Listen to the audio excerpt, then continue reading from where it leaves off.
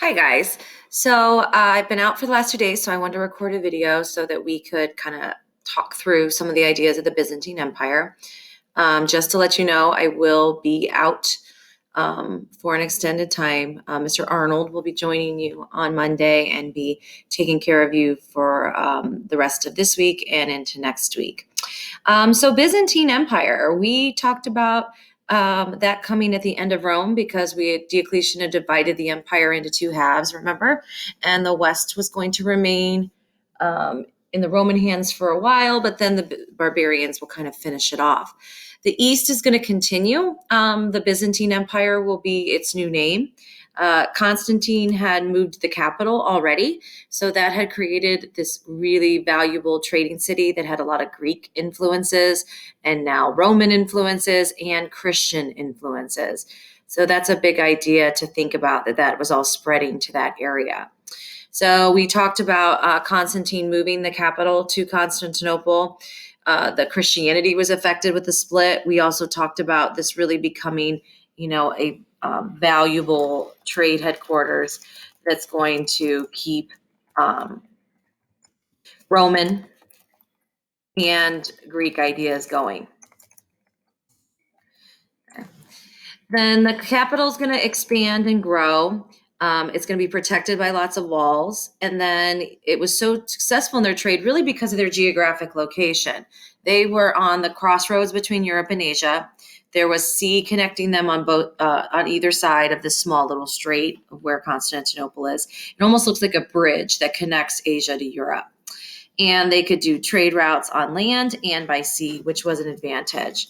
Life in Constantinople was very advanced because they had so much trade and things coming through.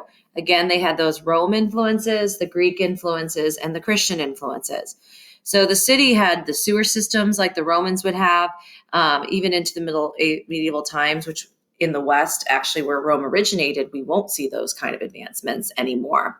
They had hospitals, homes for the elderly, orphanages. So they really took care of their people and focused on public works.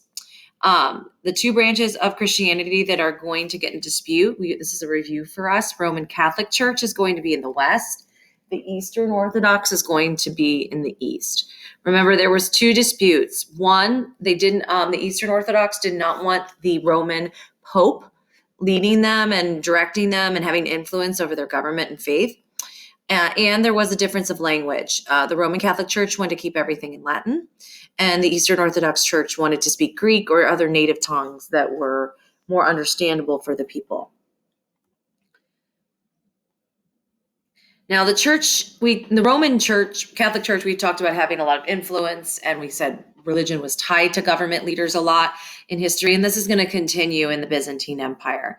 They viewed their emperor as the head of the government and the living representation of God and Jesus Christ. So again, giving that all-powerful control to the church and the government all intertwined. Definitely tons of Greek influence with their art and architecture.